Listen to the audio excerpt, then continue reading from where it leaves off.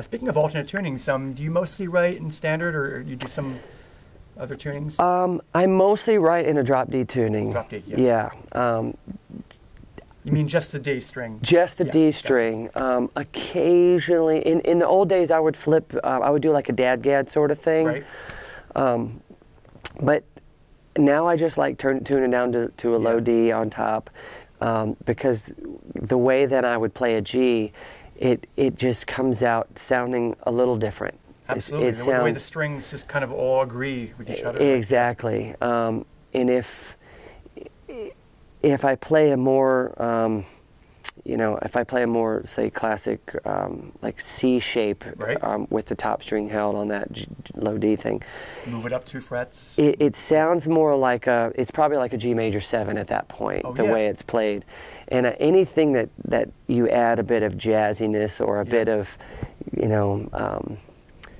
I don't know, just a different color to a standard chord. Yeah. That's what excites me as a singer or a lyricist. Absolutely. I want to hear something that's a little different, that gives me more melody options. Yeah. Than your standard, say, cowboy chords. Right. A little more regal elegance to it. Yeah. All of a sudden, your creative juices with the melody start going off. Exactly. And then if you do try to just play, say, your regular bar chords, your bass note's going to be a little different, and then that opens up a world of possibilities too. So I've really started to fall in love with playing in that. Yeah, it's a feel thing. Yeah. Absolutely. Tell us about the Jason Mraz Foundation. What's your goal with that, and there's a way that folks can get involved? Great. Well, the goal is still being realized. I founded it about 2 years ago through the California Community Fund. I've been able to raise probably close to $1 million now that's sitting in this fund, which is awesome. And for the past few years, I've just selected a number of charities that I would give the money to.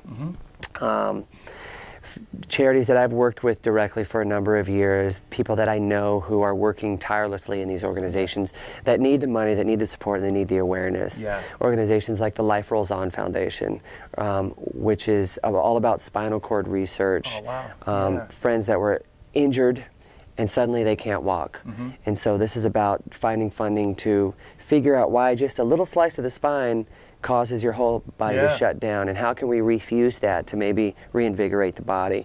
And Life Rolls On Foundation does events where they take disabled people surfing or skiing or skateboarding, and they get them into these situations where, it improves the quality of life, and it gives you the courage or just the experience of riding a wave, which is totally unique. Cause. I mean, that's quality of life. It's very cool, and hundreds of volunteers gather, and so I love to support their events. I'm also a huge supporter of the School of Performing Arts in the Richmond community, which is an educational program, again, that brings in kids of many different abilities to write and create and dance and perform in major productions, where otherwise, because they're deaf or because they might have autism, or they may not be included in a major production. So this is a sort of a drama therapy or an art therapy program where they can, really get involved and they create the show. And then musicians come together to support their show, and we play together with kids of all abilities, which is pretty awesome. Yeah, I have a niece with Asperger's, so I can totally relate to that. That's wonderful. Yeah, and they can really focus their attention on something, A lot of times it's art, and so this is an opportunity to really showcase their talents and nurture the growth of that. Very cool. Very cool. So what's next for you? You be touring in support of the album this summer? Definitely. The Rainy Jane and I are going to take our show on the road. We've been collaborating for 7 years, but we haven't been a touring band together until just recently. We decided we'd start playing small theaters and basically start from scratch as a new band.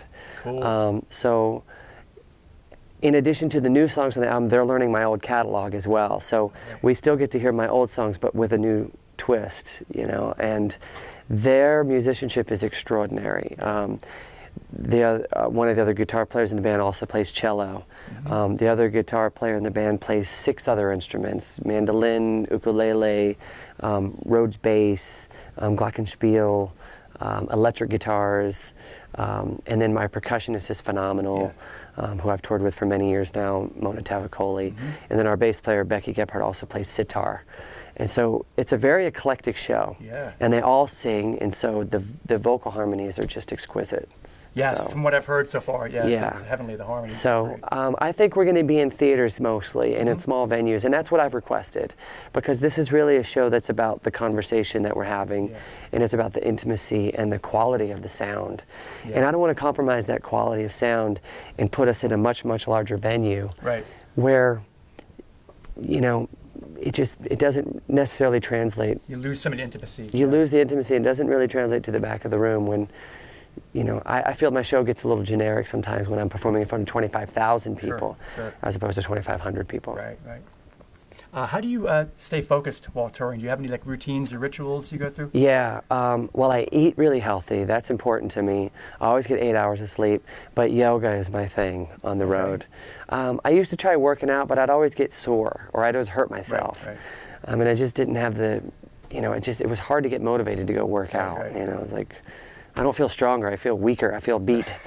And I used to run, but then after a while I would get, you know, sore stiffness in the knees.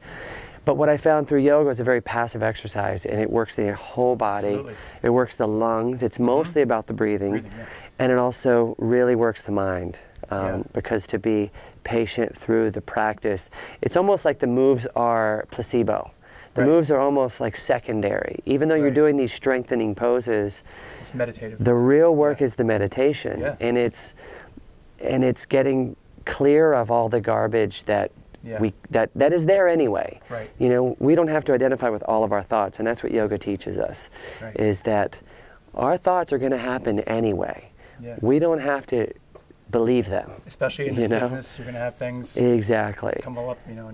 And so by doing yoga before a show, it gives me a chance to clear away any doubt and fear that might just be naturally there through your mental chatter.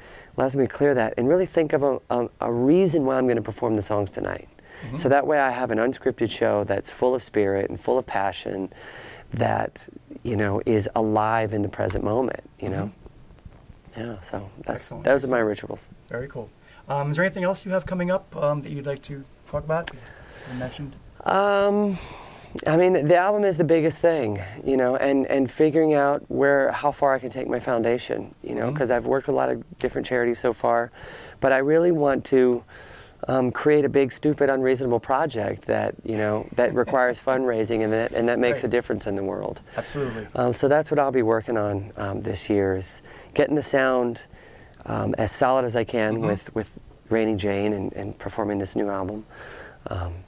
Creating a tour that hopefully reaches all the corners of the world and gets the foundation well established.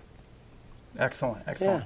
The new album, Yes, comes out July 15th, and definitely check it out. Jason Mraz with Raining Jane is an awesome backup band. Thanks, Jason. Awesome, Appreciate thank you. it. Thanks for having me.